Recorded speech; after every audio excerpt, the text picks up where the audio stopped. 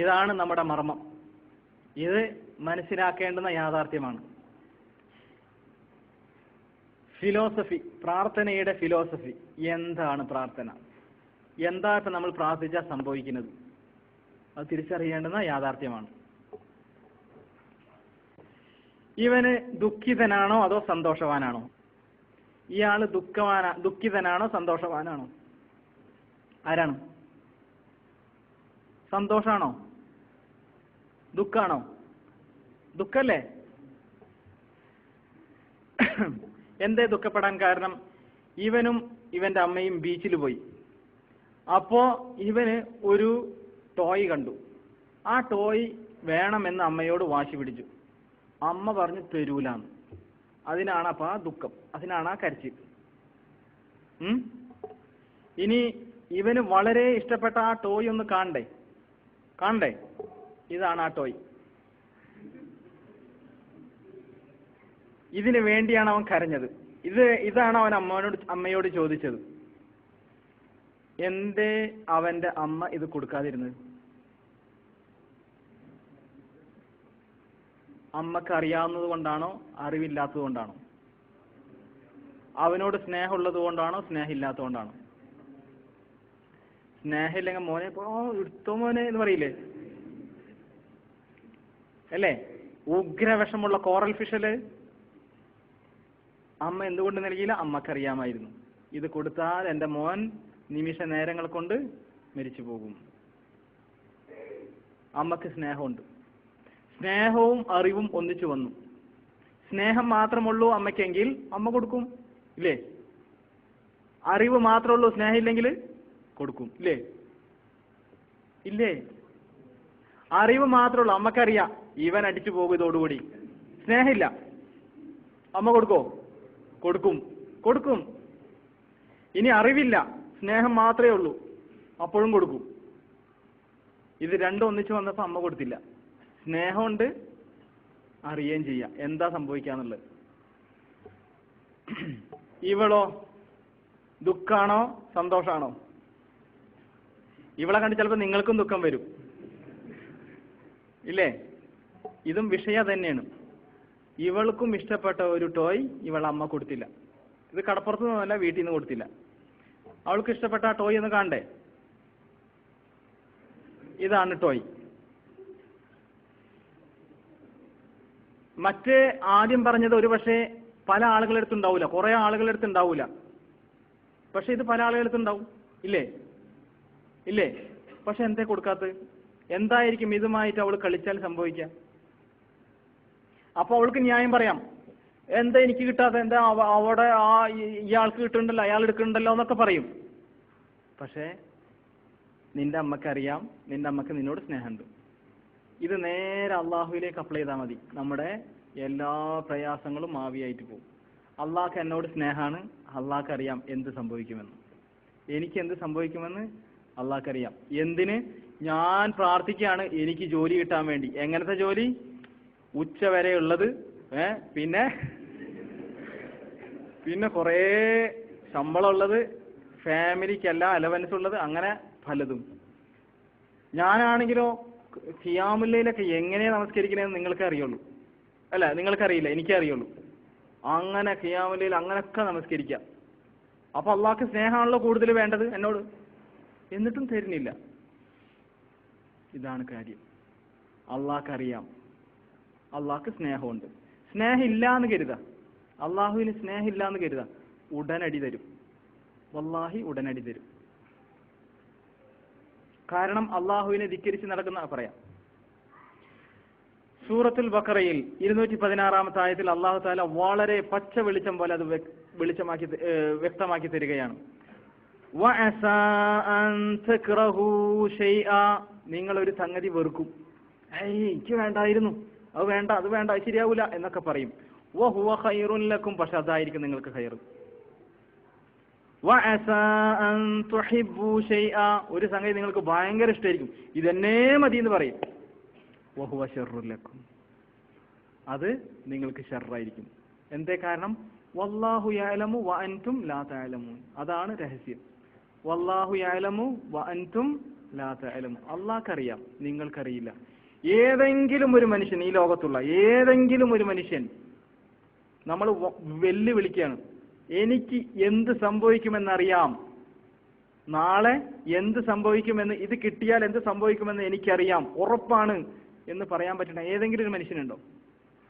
ഊഹം വെച്ചിട്ടടിക്കാന്നല്ലാതെ സത്യത്തിൽ അയാൾക്കറിയോ? ഇല്ലല്ലോ.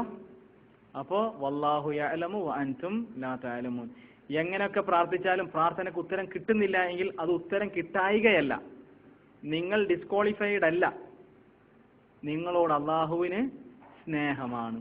നിങ്ങൾക്ക് അത് കിട്ടിയാൽ എന്ത് സംഭവിക്കുമെന്ന് അള്ളാഹുവിന് അറിയാവുന്നത് കൊണ്ടാണ് എന്ന് തിരിച്ചറിയാം. അബൂ സഈദ് ഖുദരി റളിയല്ലാഹു അൻഹു പറയാണ്, റസൂലുള്ളാഹി സ്വല്ലല്ലാഹി അലൈഹി വസല്ലം പറഞ്ഞു, മാ മിൻ മുസ്ലിമിൻ, ഒരൊറ്റ മുസ്ലിങ്ങളും യദ്ഉ ബിദഅവത്തിൻ ലൈസ ഫീഹാ ഇസ്മുൻ വലാ ഖതീഅതു റഹിമിൻ, ബന്ധം മുറിച്ചു കളയാൻ വേണ്ടിയിട്ടുള്ള പ്രാർത്ഥനയല്ല, അതേപോലെ തിന്മ കൊണ്ടുള്ള പ്രാർത്ഥനയല്ലാത്ത വേറെ എന്ത് പ്രാർത്ഥന പ്രാർത്ഥിച്ചാലും ഒരു മുസ്ലിം പ്രാർത്ഥിച്ചാൽ ഇല്ലാ അഅതാഹുല്ലാഹു ബിഹാ, അല്ലാഹു തആല അതുകൊണ്ട് നൽകുക തന്നെ ചെയ്യും.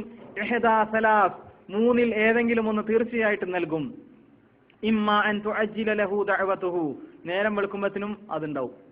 നേരം വെളുക്കുമ്പത്തിനും ഒന്നുകിൽ ആ പ്രാർത്ഥനയുടെ ഉത്തരം നമ്മൾ കാണും, അല്ലെങ്കിലോ വ ഇമ്മാ അൻ യദ്ഖിറഹാ ഫിൽ ആഖിറ, അല്ലെങ്കിലോ അത് പരലോകത്ത് ഒരു മുതൽക്കൂട്ടായിട്ട് കിട്ടും. ആ പ്രാർത്ഥിച്ചതിന് എന്തായാലും പ്രതിഫലമുണ്ട്. അതല്ലാതെ പ്രാർത്ഥിച്ചതിന് ഉത്തരം കിട്ടാത്തത് കൊണ്ട് പ്രതിഫലം പരലോകത്ത്, ഉത്തരം കിട്ടാത്തത് കൊണ്ട് പ്രതിഫലം പരലോകത്ത് നിന്ന് കിട്ടും. അതിങ്ങനെ യദ്ഖിറു, പരലോകത്ത് വലിയൊരു മുദ്ദഖിറായിട്ടുണ്ടാവുന്നു, വലിയൊരു സ്വത്തായിട്ടുണ്ടാവും. പ്രാർത്ഥിച്ചതിന് എന്തായാലും പ്രതിഫലമുണ്ട്, അത് വേറെ. പ്രാർത്ഥിച്ചിട്ട് ഉത്തരം കിട്ടാത്തതിനുള്ള പ്രതിഫലം അവിടെ ഉണ്ടാവുന്നു.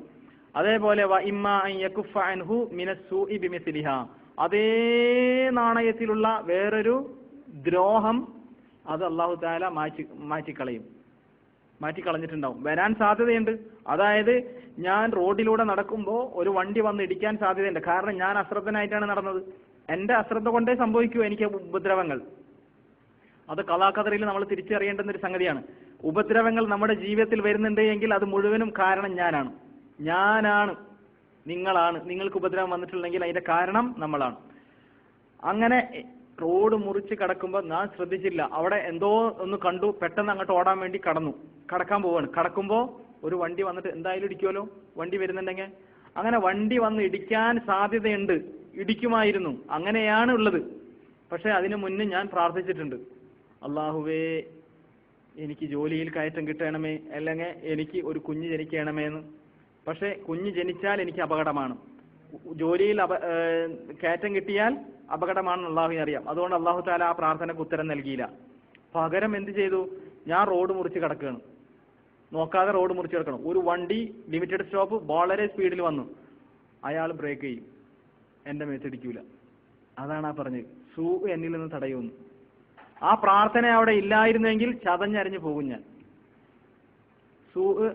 നമ്മളറിയാത്ത എത്രയോ ഉപദ്രവങ്ങൾ നമ്മളിൽ നിന്ന് നീങ്ങിയിട്ടുണ്ട്. നമ്മളുടെ അനുഭവത്തിൽ തന്നെ ഇല്ലേ പല ഉപദ്രവങ്ങളും. വണ്ടിയിൽ നിന്ന് പെട്ടെന്ന് ഒരു ഉറക്കം വന്നിട്ട് ഉറങ്ങി എഴുന്നേൽക്കുമ്പോൾ പെട്ടെന്ന് വണ്ടി ഓടിച്ചുകൊണ്ടിരിക്കുമ്പോൾ പെട്ടെന്ന് ഉറങ്ങിപ്പോയതാണ്. എനിക്കപ്പോഴത്തേനും പ്രശ്നമൊന്നുമില്ല. അങ്ങനെ ഉണ്ടായിട്ടില്ലേ ചില ആളുകൾക്ക്? അങ്ങനെ ഉണ്ടായിട്ടുള്ളവരോ പല ആളുകളും ഉറങ്ങിപ്പോയിട്ട്. ആ ഉറങ്ങിപ്പോയത് ഇടിക്കാതിരുന്നതിന്റെ കാരണം നിങ്ങൾ പ്രാർത്ഥിച്ച ഒരു പ്രാർത്ഥനയായിരിക്കും. സ്വഹീഹായ ഹദീസ്. എന്നാലും നമ്മുടെ മനസ്സിലുണ്ടാകും എന്ത്, പക്ഷേ ചില നല്ലവരല്ലാത്ത ആളുകൾക്ക് അല്ലാഹു തആല വാരിക്കോരി കൊടുക്കണ്ടല്ലോ. നമ്മൾ മുവഹിദുകൾ താടി വെച്ച് അങ്ങനെ വെച്ച് ഇതൊക്കെ ആക്കിയിട്ടും പ്രാർത്ഥനയ്ക്ക് ഉത്തരം കിട്ടും. പക്ഷെ അപ്പുറത്തെ ആള് നോക്ക്, അവൻ കാഫിർ, അവന് നടക്കണത് എന്താണ്, അള്ളാഹുവിനെ ധിക്കരിച്ച് നടക്കുകയാണ്, അള്ളാഹിനെ കളിയാക്കുക. റസൂലുള്ളാഹി സ്വല്ലല്ലാഹി അലൈഹി വസല്ലമയൊക്കെ അയാൾ കളിയാക്കിയിട്ട് നടക്കുകയാണ്.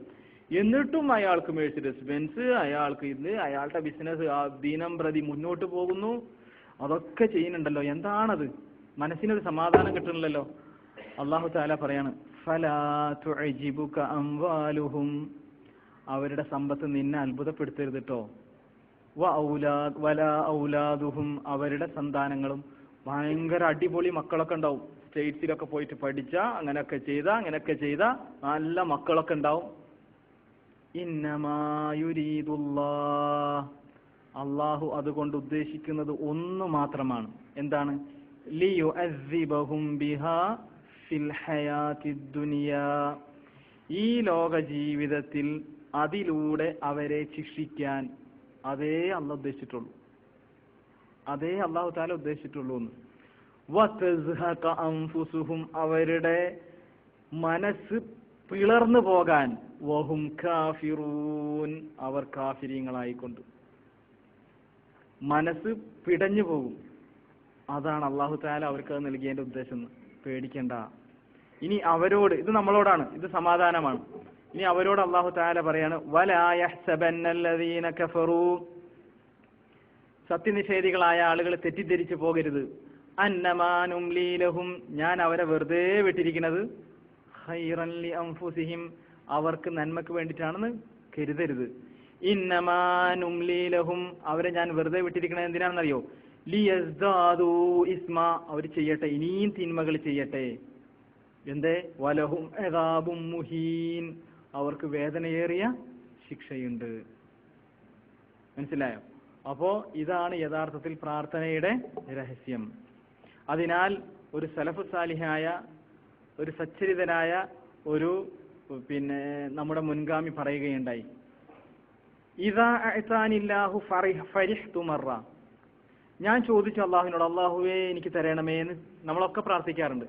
അത് ചോദിച്ചത് അള്ളാഹു തആല എനിക്ക് നൽകിയാൽ ഫരിഹ്തു, ഞാൻ സന്തോഷിക്കും, മറ, ഒരു പ്രാവശ്യം ഞാൻ സന്തോഷിക്കും, ചോദിച്ചത് എനിക്ക് തന്നല്ലോ എന്ന്. വഇദാ ലം യുഅതീനില്ല, ഞാൻ ആ ചോദിച്ചത് എന്റെ റബ്ബ് എനിക്ക് തന്നില്ല എങ്കിൽ ഫരിഹ്തു അശറ മറാത്ത്, ഞാൻ 10 തവണ സന്തോഷിക്കും അള്ളാഹ് എനിക്ക് നൽകിയില്ലെങ്കിൽ. ഇനി മുതൽ നമ്മൾക്ക് അങ്ങനെയായിരിക്കണം. ഞാൻ അള്ളാഹുവിനോട് പ്രാർത്ഥിച്ചിട്ട് അള്ളാഹു തആല എനിക്ക് നൽകിയാൽ ഞാൻ 1 തവണ സന്തോഷിക്കും. ഞാൻ പ്രാർത്ഥിച്ചിട്ട് അള്ളാഹു തആല നൽകിയില്ലെങ്കിൽ 10 തവണ ഞാൻ സന്തോഷിക്കും. എന്തേ കാരണം? ലി അന്നൽ അവൽ, ഒന്നാമത്തേത്, ഞാൻ പ്രാർത്ഥിച്ചിട്ട് പ്രാർത്ഥനക്ക് ഉത്തരം കിട്ടിയാൽ, ആ പ്രാർത്ഥന ഉത്തരം കിട്ടിയല്ലോ, ആ പ്രാർത്ഥിച്ച് നേടിയ ആ സാധനം ഇഖ്തിയാരി, എന്റെ സെലക്ഷൻ ആയിരുന്നു, എനിക്കത് വേണം എന്നാണ് ഞാൻ പറഞ്ഞത്, ഞാൻ സെലക്ട് ചെയ്തതായിരുന്നു, അല്ലേ? വസാനി, രണ്ടാമത്തേതോ, എനിക്ക് തരാതിരുന്നതോ ഇഖ്തിയാറുള്ള, അത് അള്ളാഹുവിന്റെ ഇഖ്തിയാറാണ്. അബ്ദുൽ ഗഫൂറെ നിനക്കത് വേണ്ട എന്ന് അള്ളാഹുവിന്റെ സെലക്ഷനാണ്. അതിന് ഞാൻ സന്തോഷിക്കണോ ദുഃഖിക്കണോ? 100 വട്ടം സന്തോഷിക്കണ്ടേ? അതാണ് ആ പറഞ്ഞതിന്റെ അർത്ഥം.